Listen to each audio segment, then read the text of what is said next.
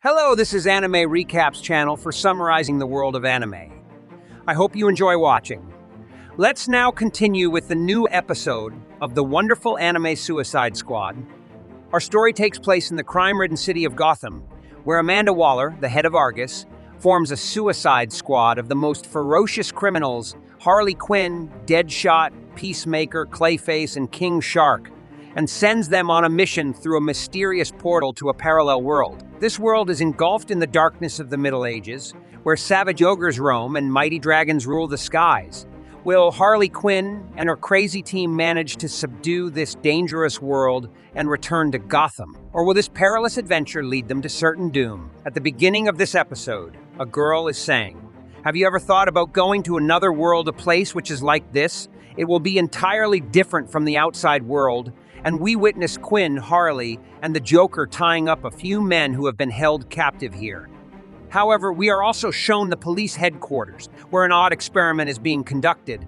Amanda, the woman in charge of the experiment, is shown. Conversely, we witness the police arriving to free the men that Joker and Harley had imprisoned. However, in this instance, Joker had killed a man by planting a bomb on his body. As a result, there is a massive explosion that kills everyone in the area.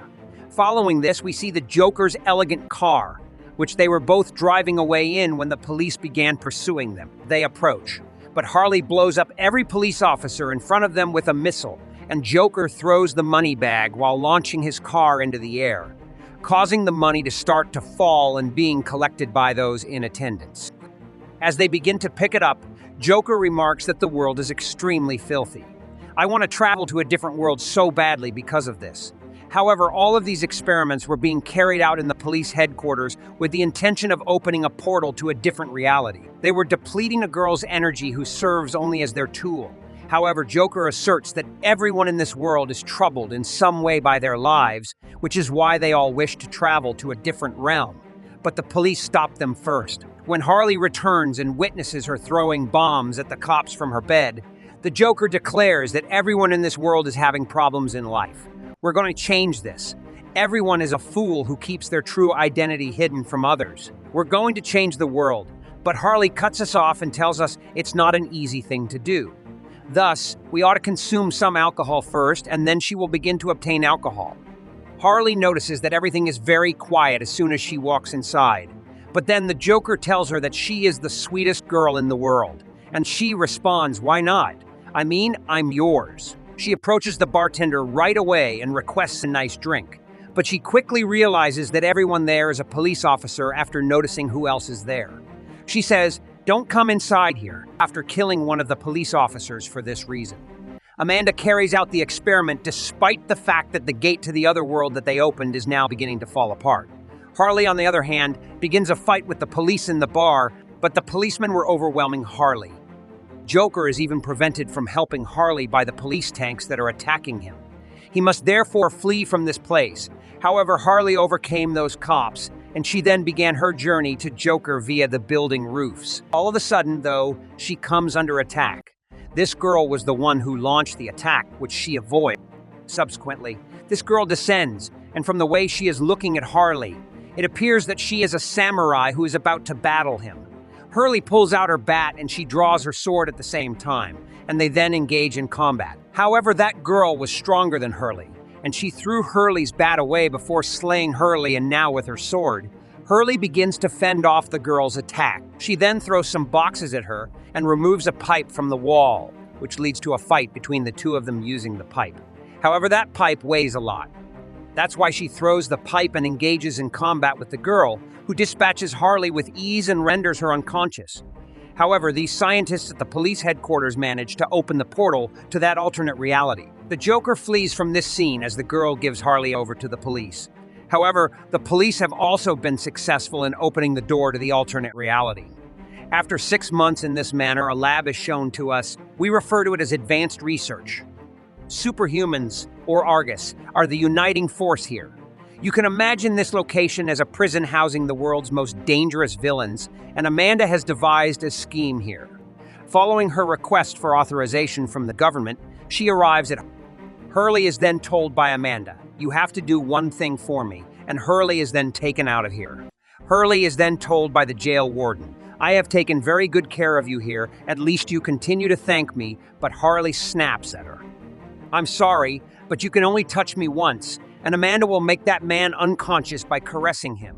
Amanda is only here for Harley, not for her. She needs a few more people for her work, but she hasn't arrived yet." Then, we see Harley, who is in a different location. It's possible that she was dreaming because when she opens her eyes, she notices something, and the inmates are involved. Here, a prisoner was hiding his face because he felt that people were interfering too much with his work when they saw it. He then told everyone that they were all on a mission to keep the peace and quiet. Then a police officer comes to them, and after this, we come to know that the police are taking all these prisoners somewhere. The police officer tells them that you all have to go for a very important mission. They are sending us. For this reason, pay close attention to what our boss, Amanda, has to say. All 5 of you, along with my agent Adam, will do a mission. You all have to go to another place and protect the people there, and also for research. We also have to provide the material, and if you all do your work well, then your sentence will be reduced as a reward. This prisoner is dead. Shot that. Why should we do this work for you? She informs each of you. I have bombs fitted in my neck that I can detonate whenever I please. Additionally, they have a countdown.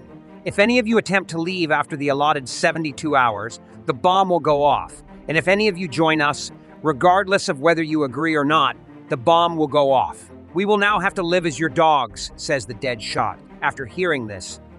Yes, but Amanda continues. You also have a daughter, right? Deadshot realizes this the moment he hears it. Amanda leaves in a rage. I will tear you to pieces if you even touch my daughter.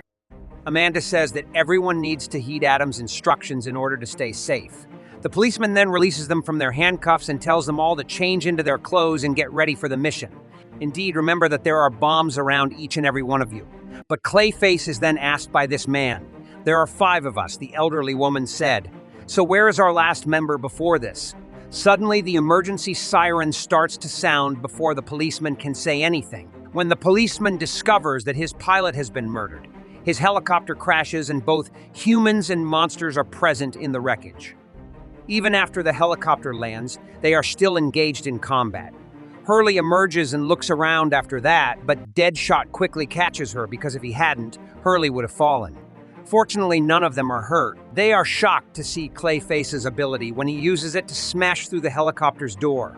Following this, they all leave the area, and as soon as they do, they notice some strange flying creatures. The area has changed significantly.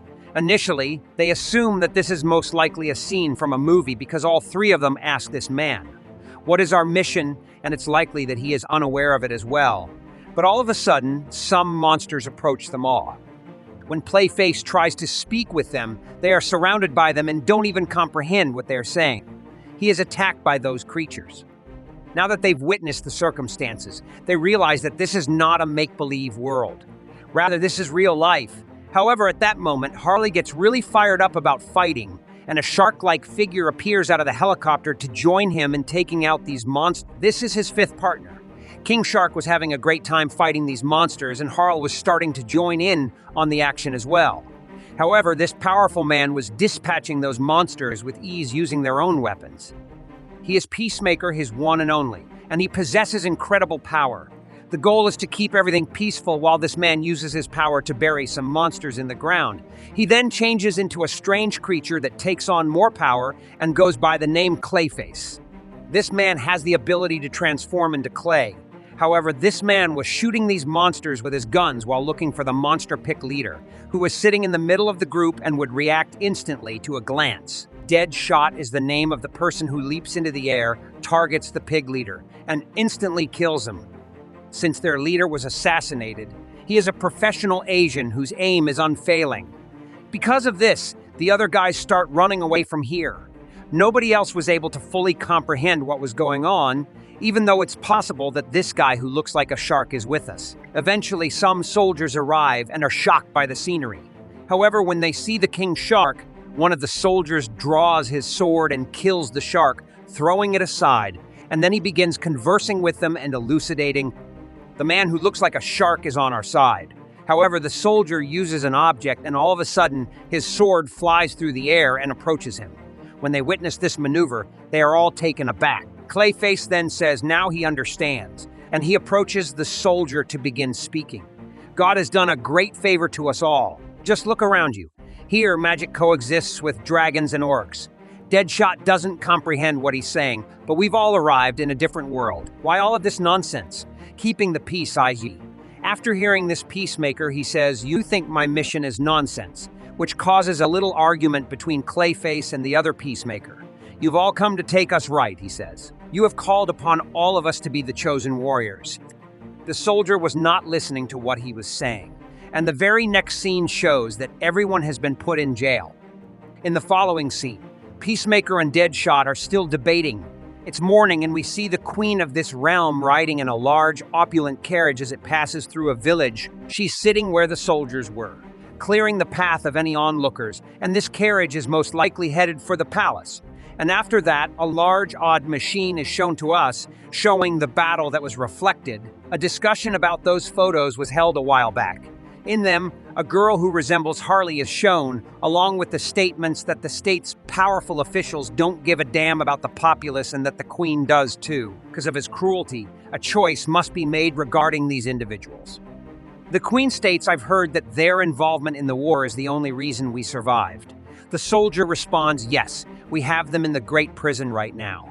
Says the Queen, "There isn't time for us to consider them." The Queen responds that we don't have to do that. But the soldier says, "But we can use their weapons. You have that sacred armor that the princess gave you, and we have you, the great hero who once destroyed this kingdom. I want everyone to attend the meeting tomorrow so we can plan for the next war." But Princess Fiona interrupts, saying, "Maybe those people in the jail are useful to us." The Queen departs from there after I say we don't have time to talk about them. Now after this, the princess sits in her room and watches from the magic mirror how the children fight among themselves for food, and that's why he also doesn't feel like eating. But then Night Sickle comes there. He looks at the food kept there and says that if you don't eat, our hungry people will not get food, princess. But then the princess says, "Sakal, I need your help." That's why we are shown a little of Harley's past. Quinn Harley. During your imprisonment, you developed feelings for the Joker, assisted him in getting away, and eventually began to encourage him in his wrongdoings. Do you believe that this is a fantasy story? Harley finds those police officers' statements to be absurd. This is the reason the two policemen begin shocking Harley with electricity.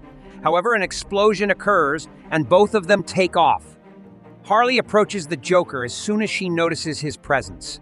She holds out her hand, but all of this was just a dream. All of them remain prisoners in that great prison. Deadshot says, "Does anyone have any idea?" At this point, Clayface explains maybe they ought to come here.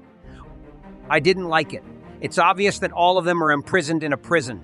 They won that battle with the monsters because of us. We should consider them as our heroes, but nothing happened as I had thought. Perhaps this was a gift from God.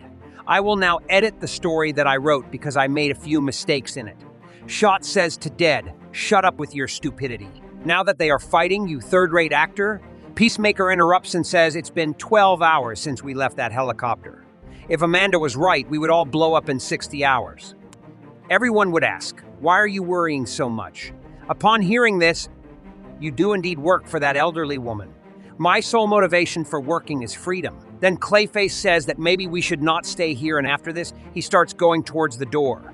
And in the next moment, he transforms himself into clay and comes to the other side and says, "My friends, forgive me, but maybe now the hero will have to move forward without companions. But now maybe I will meet the princess of this kingdom, and then she will fall in love with me, just like in the movies."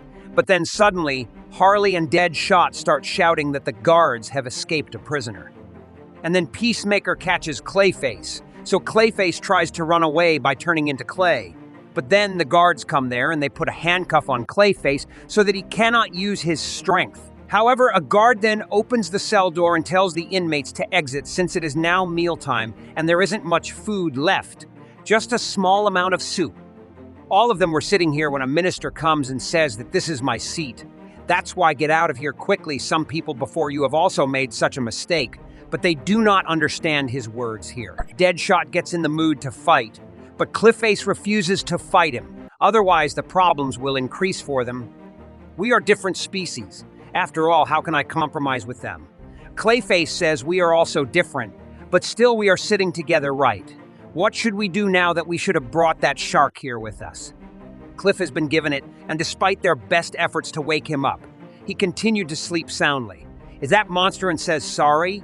We are sitting on your seat, by the way. Are you the boss of this place? Yes, Deadshot asks. Are you understanding his words? No. I am understanding just by looking at his attitude and expression. But here this monster does not understand what Clayface was saying, and seeing the expression of Clayface, he feels as if he is making fun of him. And that is why he punches him and sends him away, seeing Harley throwing it. The other monster ogres begin to laugh.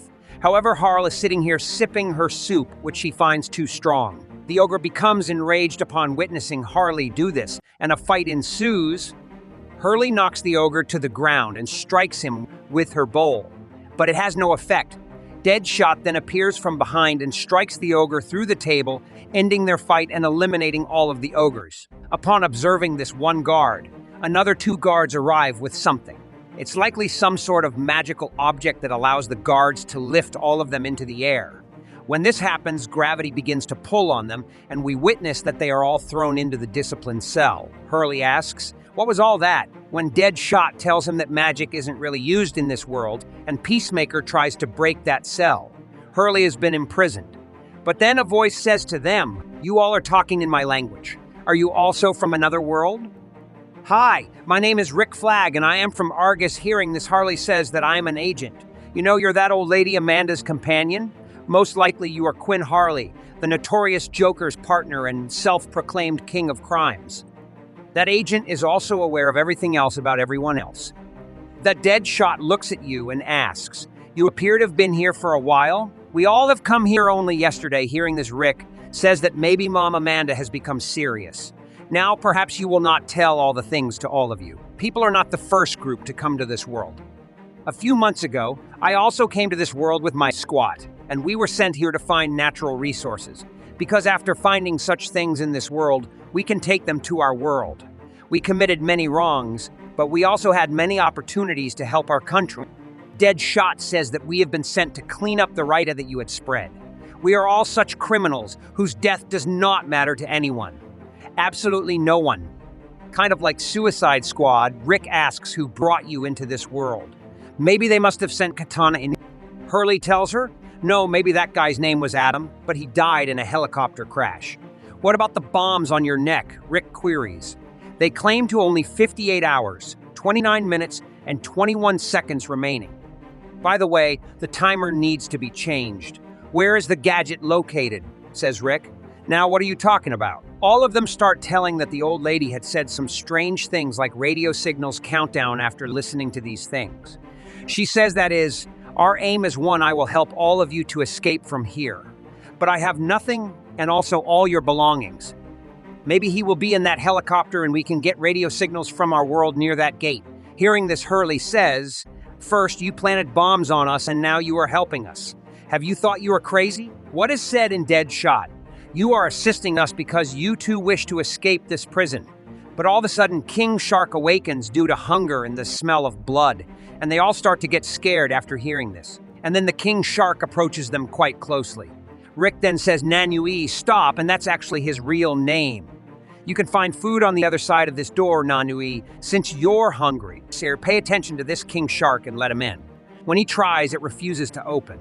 Everyone starts screaming at him to open the door, but as soon as the guards hear them, they arrive, and King Shark manages to open the door and seizes the chance to grab everyone. Harley was taken aback by her strength when she used a stick to attack a guard, allowing the guard to breach the roof. However, Clayface approaches the security officer and removes the handcuffs from his hands. He then exits the vehicle by creating numerous duplicate keys. Here, Peacemaker declares that we have the right to freedom after he opens every single cell in the place, allowing every monster to emerge. Because of what he said, we will fight for freedom, even if it means sacrificing our lives. Perhaps this gives the monsters motivation. But how did they comprehend what she said? Afterward, as they all attempt to flee, 2 guards appear and apply gravity pressure once more. However, this time, Harley takes a strong stance and attacks the guards. Later, Clayface also transforms into a different creature and vanquishes all of the guards. With that, the monsters all flee and begin to run ahead, with the remaining monsters following behind. Right here, everyone is showcasing their skills. Don't even inquire about the Peacemaker King Shark, brother Clayface Harley, or the Deadshot. Even the monsters came to help after they had finished washing everyone's clothes. It felt like a fight was breaking out right now. To you, my friend, what am I? How would I put it? Dancing that showcases the vibrant, jumping Tishon paintings that all destroy the great prison. As the knight Sikal approached the great prison, on the other hand, the princess had informed him, I am that girl in her group. Here we are talking about Harley and everyone else because, based on the report given by Sikal, they are all very powerful. For this reason, the princess wished to speak with them. They might be able to help us in some way. Sikal Co. only cares about their weapons, so in this instance, he agrees with the princess because she wants to put an end to the war in order to better her kingdom. However, Sikal discovers that everything has been destroyed upon arriving at Crate Prison. Muster has captured the prison, and our suicide squad is among them. Hurley reports that upon seeing them, visitors have arrived at our location believing they can outwit us. At this point, everyone begins to laugh as they approach the prison. They observe the state of the ailing prison. He was taken aback by what he saw, and the moment he attempts to advance further, he is forced to retreat as the entire suicide squad appears, with the entire muster standing by to assist them. After Clayface remarks, hey, he's the one who caught us, in the sequel, everyone begins to make fun of Sikal. Don't say that to the poor guy. The poor guy's remaining hair will fall out as well if he becomes stressed. When Sikal becomes enraged, he uses his magic swat to attack Hurley. However, King Shark later swallows Sikal's sword after saving Hurley. Seeing that Sikal calls his sword with his magic, and that sword falls into King Shark's. Stomach tearing comes near the sickle, but then suddenly we see that King Shark's wound heals very quickly, and after this they all were about to start fighting among themselves. However, Rick suddenly appears, stops them, and declares, Deadshot, have you lost your mind? Why did you stop us from fighting them? He advises us to speak with Rick Sikal in his native tongue, because if we fight them now, Kingdom Sar Knights will be behind us, and it will be extremely difficult for us to get to the gate. We don't want to argue with you, I say. We are aware that you have arrived to halt us. Why don't you bring us to your boss? Sikal blatantly rejects this, but we will still speak with him. We would like to speak, not your little ones. He doesn't think about it, and Rick's remarks enrage him even more. As a result, Sikal was going to attack Rick.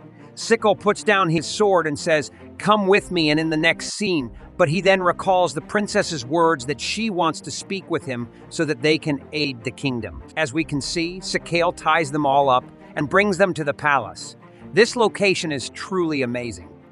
All of the Queen's senior officials are present at this point, and everyone bows their heads as the Queen approaches from behind. After the Princess Queen ascends to the throne and these people realize that she is the Queen employs her magic, and everyone begins to comprehend the language of the other world. Rick now informs the Queen that you are a prisoner, which is why we wanted to meet you so we could tell you something. Rick says, what would you like to say to me? We have some information that may be helpful to you, but in exchange we need your permission to move around freely. Your Highness, you must be aware that your adversary has chosen to engage in combat with you. You and your senior officers have completely changed the way you operate, but maybe you are unaware that those new officers are extremely dangerous because they are from a different planet than ours.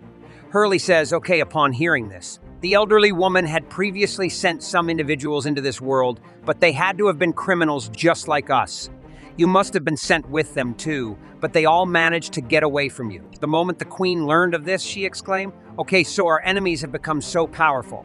Due to your error, all of the soldiers removed their underwear in an instant. But Peacemaker says, we are ready to repent. For that mistake, we will go out and fight for you. Can fight and bring peace again in your kingdom. And on hearing this, the Queen uses her magic on Rick and says that what you have said should come true. Otherwise, this man's shears will be removed from his body, and when Sikal tries to convince the Queen, she says that you are the one who brought them here. Sikal, that's... Why don't you speak up? Rick is now taken away from there by some soldiers. Now no one here is in the mood to fight for Rick, risking his life. Rick comes there and says that only I know the way to reach the gate. That's why if I die, all of you will also die, remember now, after he leaves all of them. Ask for their belongings back like their clothes and weapons. Now after this, we see that all of them get ready wearing their respective suits. It's time for a showdown now, and they all prepare accordingly. On the other hand, we are shown the scene of the battlefield, where another war is going to happen between humans and monsters. Using their magical abilities, humans attack the monsters, and the monsters turn their weapons against humans. The war starts, and this war is fought from the top of a hill. Side Squad was observing, and these people are doing nothing since the sequel informed them to avoid our battle, since our royal forces would handle everything.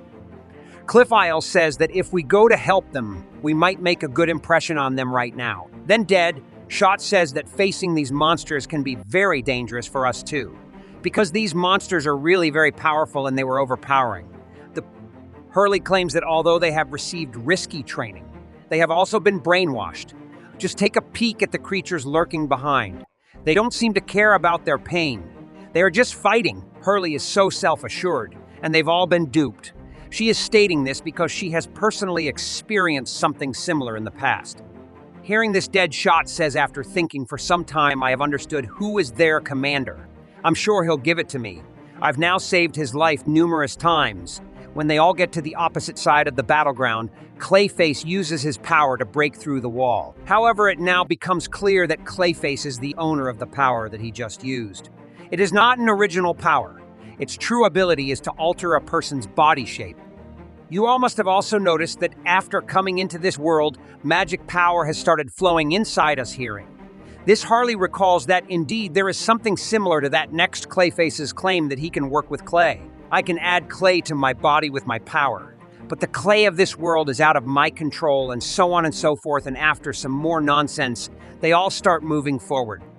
They encounter some monsters, but they all kill them easily. King Shark then eats them. These people are probably climbing some fort, and on top of the fort we get to see a strange man, and then our seaside squad reaches there. Deadshot says, I have not come here to fight with you. Together we have worked. Rat, how are you? He's taken aback to see me. Additionally, I never imagined that I would meet you in this world, but Rhett is here, abusing Deadshot and saying things. What are you doing here? Afterwards, a picture of Rhett being fed a rat is shown to us, and two men approach him and remark, look at this crazy person again. He started doing strange things, but then Deadshot's sitting. He's just a bastard who loves rats. So let me eat in peace, he says. He is extremely ugly and hardly ever speaks to anyone. You two always make fun of other people, and there's not really anything different in the trash. What are you doing in this jail, given your combined abilities? They both start to get scared. Leave now. After hearing this in Deadshot, Raid arrives at Red's house like a hero. Deadshot then brings some rotten cheese for Red's rats from the trash can and snatches Red's food in exchange. Deadshot also never stops destroying Red's respect, which makes Red hate Deadshot. Now that Deadshot is seeing Red so irrationally angry, Deadshot does not comprehend anything. Furthermore, nobody else can comprehend why Deadshot called him. When Rat sees his friend, he becomes extremely enraged, and Rat uses his magic power to command all of his monsters to be destroyed.